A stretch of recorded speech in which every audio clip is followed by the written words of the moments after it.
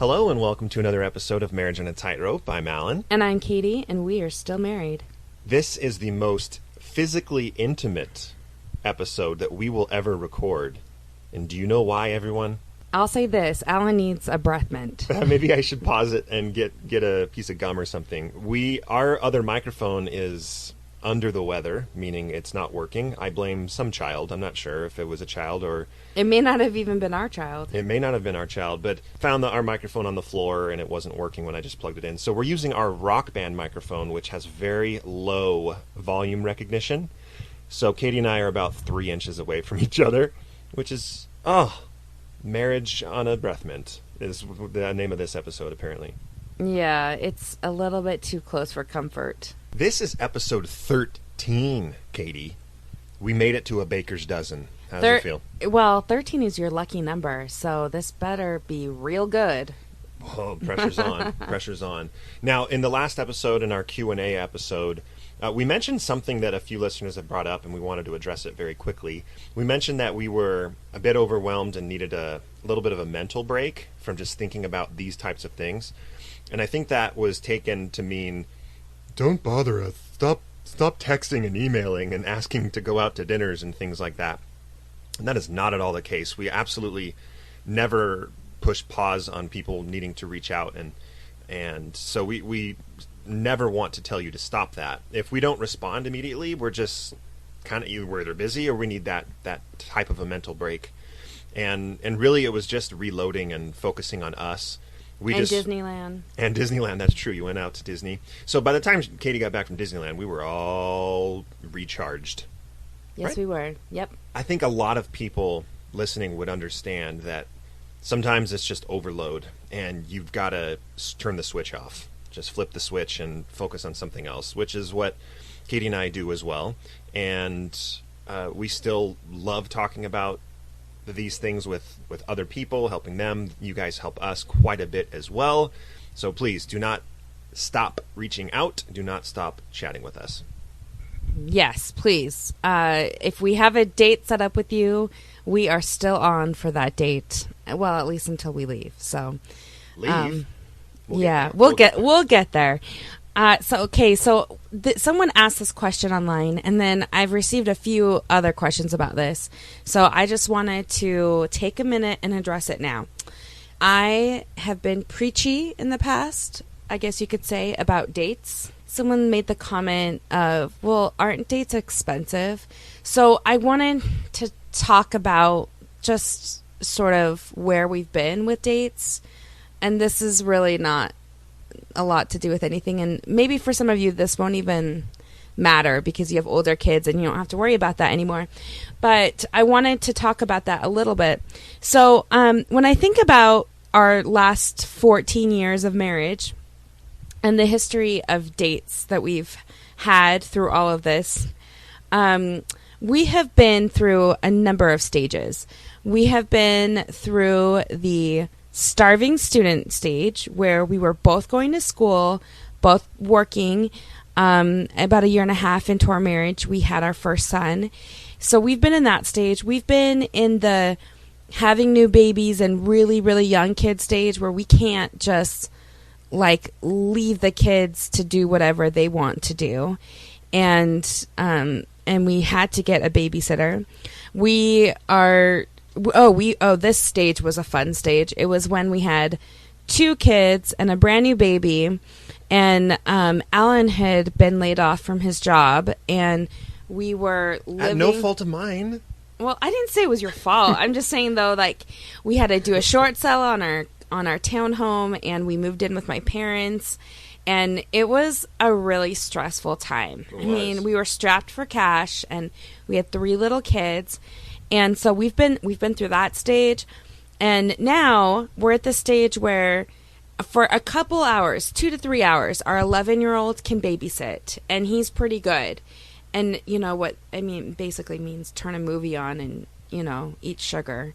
But that's okay because for now it's what we get. And then occasionally when we have the longer nights where we're doing multiple things, we'll get a sitter to come over to put kids to bed. So I think we've been through a number of different stages in our dating history.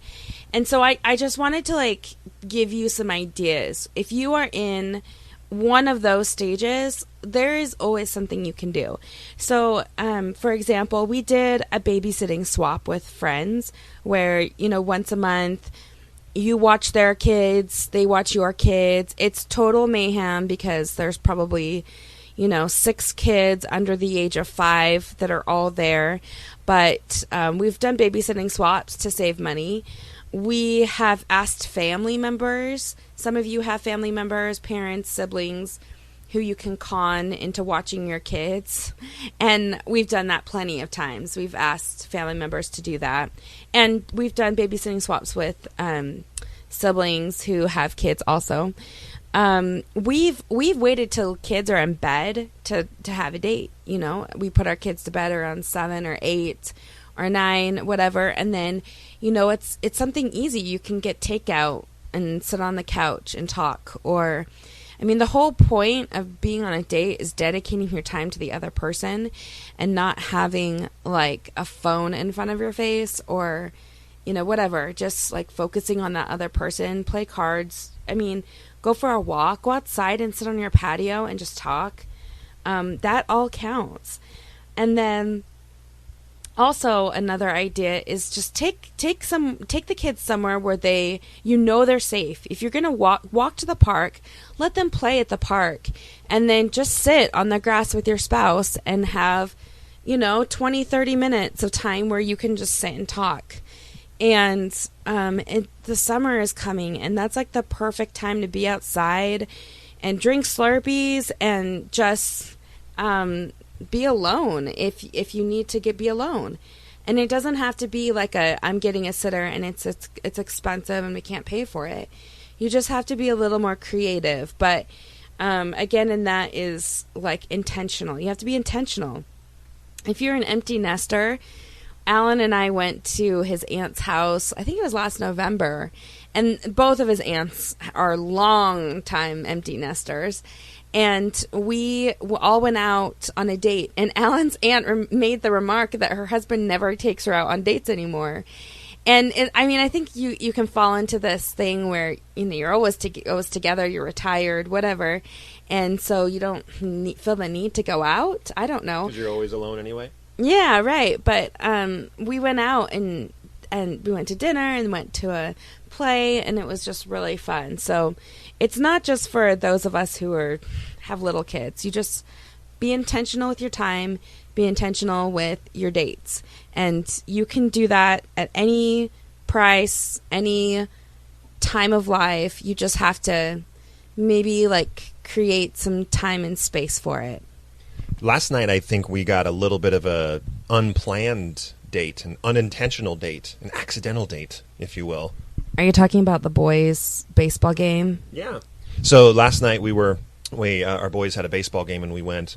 Obviously, our 2 oldest were on the team playing, and the younger 2 were kind of playing around in the stands and around the trees. This particular baseball field didn't have a playground, which was annoying, but they were throwing pine cones at other kids and getting in trouble, and it was fine. But Katie and I had the chance to sit there and watch the game. We lost 20-0. It was the worst game of our kids' baseball career, which is another story, but not one for this podcast. You can listen to our other podcast, Baseball on a Tightrope. I'm just kidding. That doesn't exist. But one of the topics, and this is a good segue into it, one of the topics that we wanted to address in kind of our update episode today was how Katie and I talked about a pretty sensitive, controversial topic yesterday. I mentioned to Katie, and again, we're not going to get into details as we try not to do on this podcast. That's not the point. It's more all centered around how Katie and I handle some of the tough stuff. So I mentioned to her, hey, did you hear that X happened? And she shared her opinion on that topic. And it was church-related, of course. And I actually was pleasantly surprised that we aligned on this particular issue. We weren't. I mean, I would say that we weren't, like, I was not as passionate about it as you were. Yeah, I mean, you shared your opinion, and I nodded my head and agreed, and you could sense that I was holding back a little bit, and You said, well, what else do you have to say about it? And I said, no, I agree with you. And I was very short. You challenged me and you pushed me to be open. Yeah, I just said, no, I want to know what, because, okay, I mean, it's like the elephant in the room, right? Like, I know he's holding something back, and I want to hear it because otherwise he'll push it down and swallow it. And it's just better to get it out. So if I just have to like bug him until he does, which is in this case, I didn't have to do a lot of prompting, but it was a very calm conversation. I just said, no, I really want to know what you think. And so Allan then opened up and told me, and it really didn't take a ton of prompting for me. And I think it's worthwhile explaining why I would be hesitant to open, because in the past, many times when I have opened and said what I feel about a certain topic or multiple different topics, it elicits a defensive response from Katie. Part of that is not just because we disagree on something, but even when we actually agree, if I come forward with a very passionate plea, a very emotional response of, well, I just can't believe blah, blah, blah, blah, blah. You can't tell me that. And if I come off as attacking, even if she agrees, that type of emotion elicits a reaction of, hold on, back up, brother. You need to calm down a little bit. So last night, I tried to exhibit restraint, even though I knew you did. Even though I knew that I was going beyond what Katie believed on this topic. So when I shared it, I was very level-headed, and my words were pretty strong about the specific topic. This must be extremely annoying to listen to since we're not giving specifics on what we're talking about. But I made some conclusions about the topic that Katie would not leap to, but did so without emotion, without pointing fingers, without looking at Katie and saying, I can't believe you can't see it this way, or anything like that. There was still space for both of us to have our own opinions, and there wasn't this emotional charge behind it. So we were both allowed our own belief and our own space. Right, and it was like a fluid conversation. We weren't fighting. We just talked about the issue at hand, and then we moved on to how horrible the team was doing. I know, and it was bad. A few minutes later, I said, "Hey, can I go back to that topic again?" And Katie goes, "Oh boy, maybe I'm going to ruin it," because it had been pretty healthy. And I actually just called out. I said, "Thank you for a normal conversation, and thank you for we talked about it, and it naturally moved on to the next topic. It wasn't awkward. It wasn't. I know you don't agree with me, but it wasn't a big deal." And then Katie said, well, thank you for keeping the emotion out of it and being level-headed about it. And I said, is this okay? Is it okay to bring up certain topics, or when certain topics are brought up, to talk openly about what I feel if I can keep the emotion out of it? And your response was? Absolutely. Because I don't feel threatened. And I mean, naturally, I'm the person that says, my first defense is no. And then I don't know, it just takes me some time to think about it. But when it's not emotionally charged and we're just having a conversation, I think that it just goes so much better. Kudos to you, Allan, for saying what you thought. And I thought it was handled well. Good. Well, thank you for the kudos, which reminds me of that one granola bar back when we were kids. You remember those? Oh my gosh. The peanut butter ones were the best. I loved Kudos. Are they still around? No. No? That's too bad. I mean, maybe on Amazon or eBay. eBay? They have a Twinkie style shelf life? So one other thing that I wanted to address, besides dates, is a question that I have received more recently by, I want to say 3 or 4 women. And I don't mean that women are the only ones who ask this question. We've had a few men ask this question, but in the experience that we've had with our emails and messages from people, generally, I'm just going to say generally, because that's who has emailed us and that's who's texted us and talked to us. It's their husbands that have had the faith transition, and it's the wives that are still in. and I'm, like I said, I don't want to generalize it, but for this segment, I guess I will, because I've received this question from 3 or 4 different women. And the question is specifically, quote, how do you keep your faith so strong through all of this? When you are the believing spouse, I think that it's easy to become cynical about some of the things about the church, because naturally you have a spouse who already may be cynical, maybe he is, maybe he's not, but he just doesn't believe everything that you've been taught. And so how does that affect you? I know that that's a really hard thing. And when she asked me, well, how do you keep your faith strong?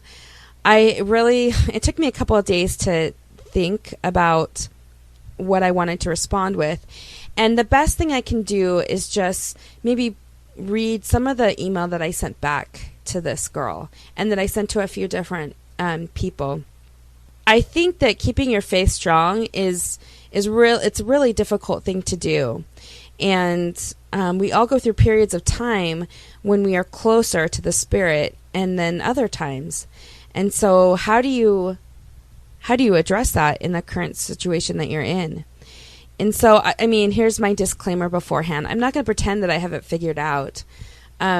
We have had a lot of grumpy Sundays where we've come home and, you know, as the wife, sometimes it's difficult to sit through sacrament meeting when you know that the things that are being said is either one, making your spouse really uncomfortable, or something that maybe you don't agree with also, and you're kind of like wincing at things. That's happened. Do you feel like when that happens, if there's something that you now do agree with your spouse, but you don't, I'll just say us, if there's something now that you're like, oh, I kind of see, maybe I didn't get you to that conclusion, but if there is something that you agree with, is there a part of you that holds back on sharing that because you don't want me to feel like, oh, I can't give an inch here. I have to be the defender of the faith. I have to stay strong. I don't want to admit that I see things differently as well. Is there any part of that within you? I mean, I think that more oftentimes than not is I don't want to fuel the fire. Like, I already know how you feel about it. I already know that you are going to be upset about something that was said. I mean, Allan and I mean, just a couple Sundays ago, we came home and we talked about some things that were said. We both agreed on some things, disagreed on other things. And again, it was just one of those like, okay, well, what did you think about what this person said? And what did you think about what that person said? So I don't know. I think that it's, I mean, we talk about it pretty openly anyway, so we don't really need to do that. You know, I've talked about it before that I kind of saw the church as this like glittery, like amazing, nothing ever went wrong type of thing. Now I do feel like it's not as shiny. It's a little more lackluster than what I felt before. And I'm left with a more realistic view of the church and that people make mistakes and that there have been things in the past that I don't agree with. And can I just say, as you're reading this email, from the reference of the shifting believer, it means a lot when you're able to put those concerns into words. Mm-hmm. The way that I take it, I'll speak for myself and not all shifting believers, but the way that I take it is not, yes, she's coming to my side. There's this shared relief and belief of, it just feels really good to know that you're thinking about things, and there is not a sense of competition between belief and non-belief. Just hearing you being authentic is great. And whether that's, I really feel strongly about the temple, I love the temple, I want to go to the temple, great, that's a very valuable thing to you. How can I support you in that? Like that's just as valuable as, hey, I feel the same with you about this. Either way, I want to hear all of it, and it's not a competition. Right, exactly. And you have to remember that it's not a competition. One is not better than the other, and that's something to keep in mind.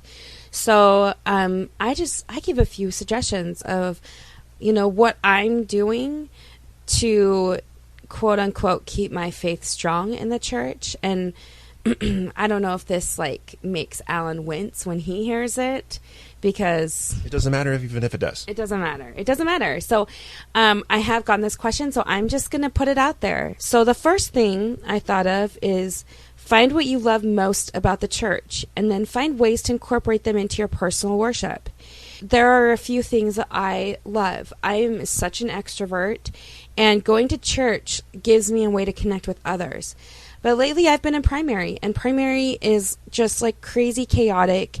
You're not connecting with people because I'm like constantly taking a kid to the bathroom or teaching a sharing time or whatever it might be. So instead of those things during the week, I connect with people in the neighborhood. We have play groups or play dates. We go to lunch. I make an effort to attend the Relief Society activities because I find them very uplifting and I find them fun because, you know, it's social. And then also, I'm not sitting there like, you know, worried about what my spouse is going to think about what a woman says about service or, I mean, it's not that bad, but it's just kind of a place where I can go and relax, and I really love it. I also have, and I've talked about this before, I have a really good friend in the ward, and she's like the person that I confide in, and she's going through stuff, and I'm going through stuff. But if I don't show up to church on Sunday, she texts me, "Are you okay? Is someone sick?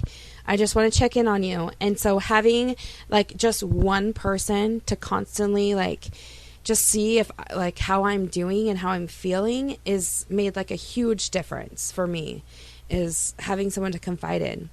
I also find a lot of joy in serving the people that live in my neighborhood and in my ward. Allan and I have talked about this before, but when we are intentional with our prayers, it's not like, "Hey, I would like to serve someone. Send me someone to serve." It's, "I made these cookies and I'm going to take it to so-and-so. So unless that's the wrong person, like, let me know." And so it's just constantly like, for me, I get a lot of value from serving. I find just opportunities to just go ahead and do it. And there's just something that feels good about not wallowing in your own sorrows. You know, everyone's going through something. This is a very personal thing we went through that no one knew about. It just, like, serving other people to me makes me really happy, and it helps me feel like I'm being more like Christ. And I feel like blessed with the feeling of charity towards other people as I do it. And then something I've started more recently is a gratitude journal. So I write down every morning the things that I'm grateful for. And that just, in the morning when I do it, it changes my outlook for the day. And I really love that. Give us a few examples of what you've written in the last few days. So on Mother's Day, my son made me this book. And the book was all about, just had poems and cute things. But at the end, he wrote me a note. And it said things like, "You're the first person I see when I get home." And every day. And having that, it was really cute. Because it was like something that we hadn't noticed. But him walking through the door from school, he called out to Katie, like, "It means a lot when you're here." Like, it's something that he can rely on. Yeah, and that's like the one thing that made me cry during Mother's Day is just, I mean, it was just so sweet and heartfelt, and I was so grateful that that's something that, like, is such a small thing that he recognized, and I just love that he recognized that, because I think moms don't get credit for things like that, like being home, like just being home. And so that meant a lot to me, and I put it in the gratitude journal. Also, I find a lot of value from books that are really inspiring and uplifting. So I just read this book called Option B. I will do a separate episode just about that because it is just so amazing. It's a great book. But yeah, just books that are really inspirational to me, or quotes, things like that I read really help me. I think we've talked about this in a past episode, but sometimes Sundays can be really difficult. We have a son who hates Sundays pretty much because it's all about what you can't do, not what you can do. So someone gave me the idea of having this bucket. It's like Sunday ideas of fun things to do as a family. And so a couple weekends ago, we went up to the mountains after church and went to a cabin and went four-wheeling. And it was really like one of the most joyous Sundays we've had in a long time. And I think there's something to be said about like what God's created in nature, and it just being out there in nature just makes you feel so good about life, doesn't it? It does, and we have a couple of listener couples to thank for that, because they invited us up to go to their cabin. And we've hung out with them a few times, so we knew that we weren't getting bamboozled into getting alone in the woods and they were going to murder us. So it was great. I made pasta salad. It was fun. It was wonderful. Wonderful. We saw deer. Deer. Plural of deer is deer? Yes. Okay, dear. Like, think about the things that your family values on Sunday and do them as a family. Saturdays are crazy with games and birthday parties and everything, but really Sunday is like the day that you come together and you focus on each other. If you want to feel closer to God, you come closer to God. And it's not about taking a 3-hour nap on Sunday, because you need it, but it's also about like making connections. And so I would just encourage you to find the things that you value, and do that with your family on Sunday. The other thing that we talked about before is to set spiritual goals with your spouse. Your spouse may not believe in God at all. Some believe in God. Some hope there's a God, but they don't know.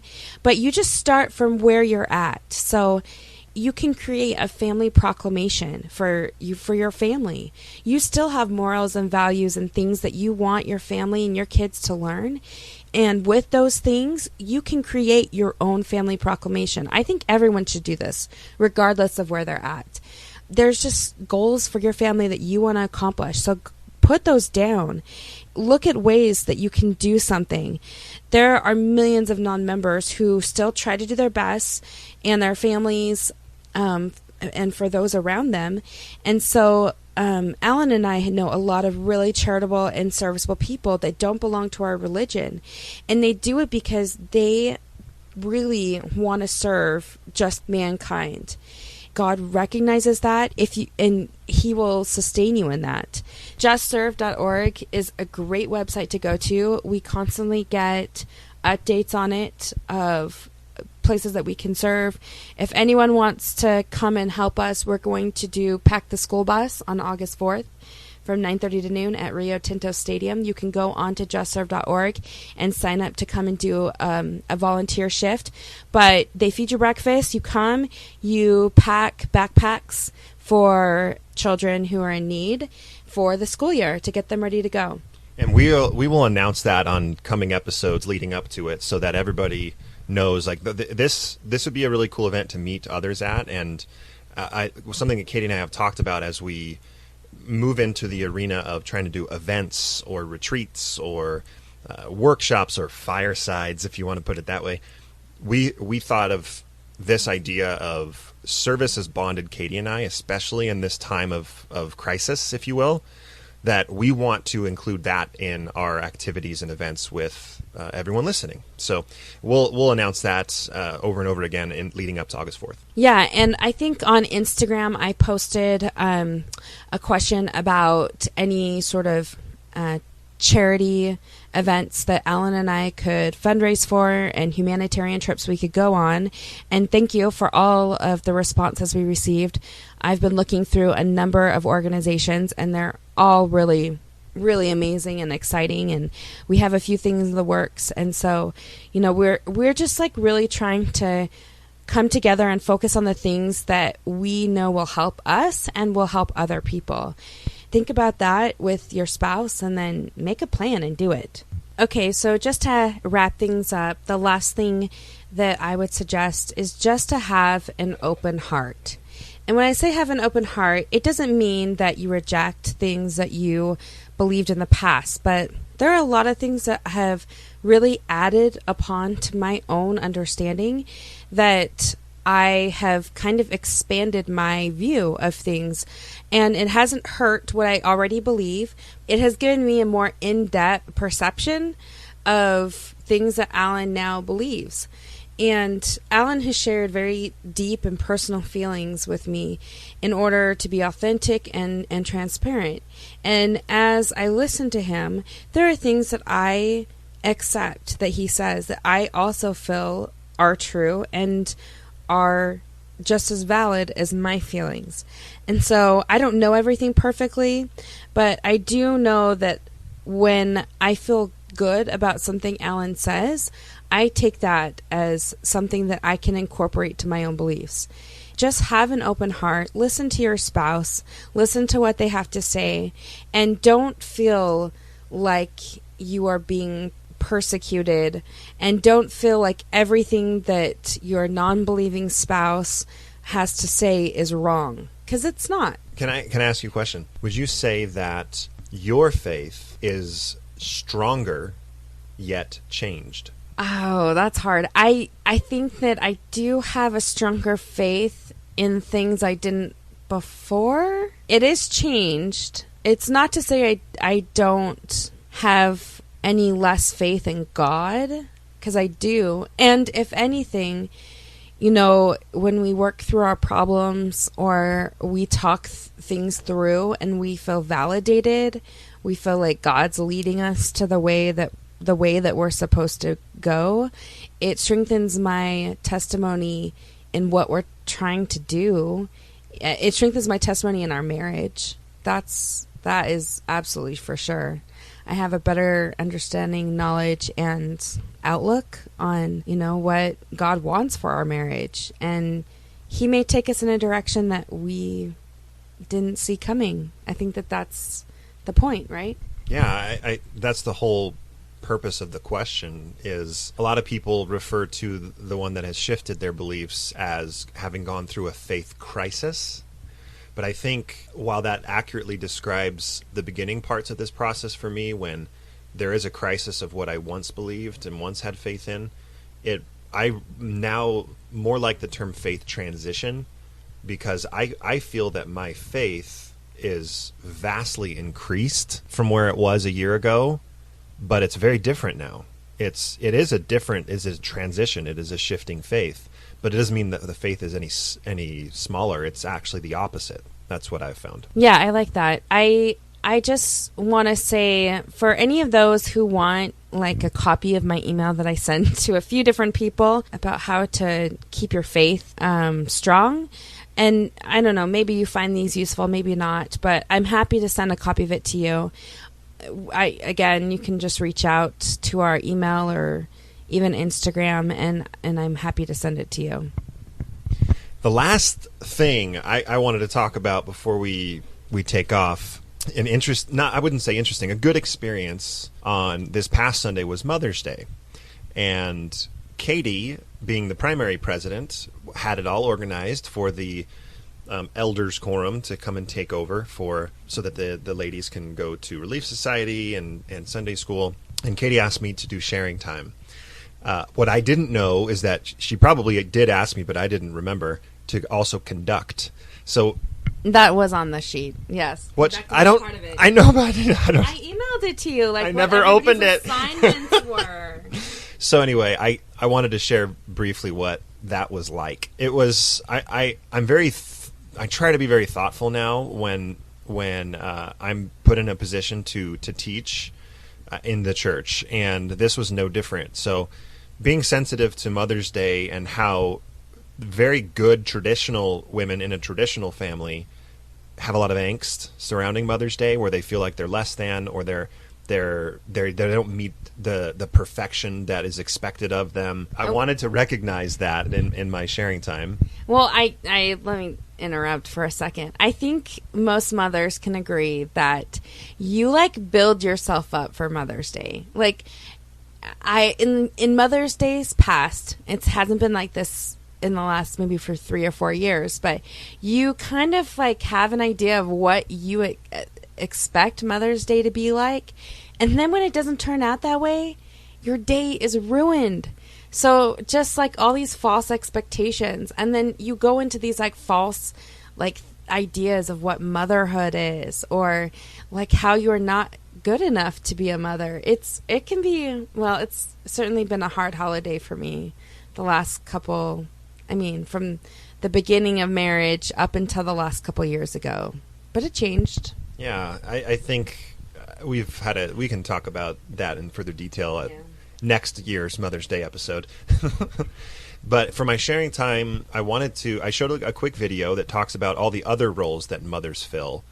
And it was a church, LDS.org video, and it talked about how they are BFFs, and they are last hopes, they are creators, they are givers of life, they are healers, and it gave all these really powerful titles. And after the video, I asked everybody, all the children, of what are some other things that you would say your mom is? And then I said, now, there may be some people that don't have a mom that's around anymore,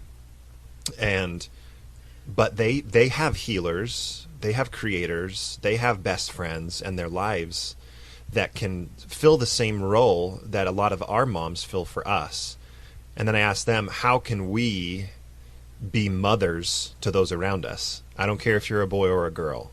And it was really cool to see the hands pop up, and we can help people, and we can do this for people, and it was not trying to take away from the importance of mothers, especially on Mother's Day, but it was trying to allow for example, I knew in the back of the room there was a someone that does not have children and wants to have children, and I can imagine how hard that is on Mother's Day, especially being in primary with all of these children. So that was something that I tried to incorporate into the sharing time. And then I gave 4 bullet point clues on 3 different women to see if the children could guess who these mothers were that I was giving clues about. The first one was Nancy Lincoln, and it was the clues were very much centered around her personality and nurturing as a mother, so very traditional mother. The second one was Mary, the mother of Christ, giving some of the really cool examples from the Bible that I talked about there. With she reminded Christ to help this guy instead of walking past him, and she wrote a letter to Paul saying religion is charity and don't you dare forget it, and just really, really cool stuff of her being a spiritual leader as well. And then the last thing was Bill Gates' mom. She was a business leader, she was a philanthropist, and all of the clues around that had nothing to do with her as a traditional nurturer or mother for Bill, but as an example of how to run a company and how to be very generous with what you're given. A 5-year-old girl guessed that one, which was really interesting, and her teacher didn't cheat. Anyway, I wanted to share very briefly, while not all the time things can be easy for me at church, there are opportunities where I can bring a different perspective, and it doesn't have to be angsty. It doesn't have to cause ripples or be so directly in opposition to what is being taught, especially if I'm the one teaching it. There's kind of this place where I try to fit that is not always possible, understandably not always possible. But when I can fit in there, it's very healthy, and it feels great because I'm able to teach the kids about something in a way that maybe someone else may not have. Yeah. And I'm sure that the kids loved that. I unfortunately was not around for that. We had a sick son, and mothers are good for cleaning up throw up. So I stayed home with him and cleaned up a lot of throw up, but that's okay because it was Mother's Day, and that's what mothers do. And in the past, I think I would have hated it, but this year there was something different. I just did not mind taking care of my sick son on my day. Well, you're sweet. I know, and as we're now finishing the episode, this has been a kind of a hodgepodge of just wanted to give everybody an update on what's going on with us. The last update that we have is the month of June. So right now we're sitting on May 17th, and in 13 days we are headed to Atlanta, Georgia, to be with my family, even spending some time down in Florida. So we're not going to bring our recording equipment, which, as you know, doesn't work anyway. So we're not going to be bringing our recording equipment. We will try to pre-record some episodes and schedule them to release when we're gone. So at least we feel like we're putting something out there. And we also have family members that that have agreed to be interviewed, and we may do that while we're in person and just take advantage of being in the same room as them. Don't feel like you can't email us or still text us or post on Instagram, which leads us to our next point.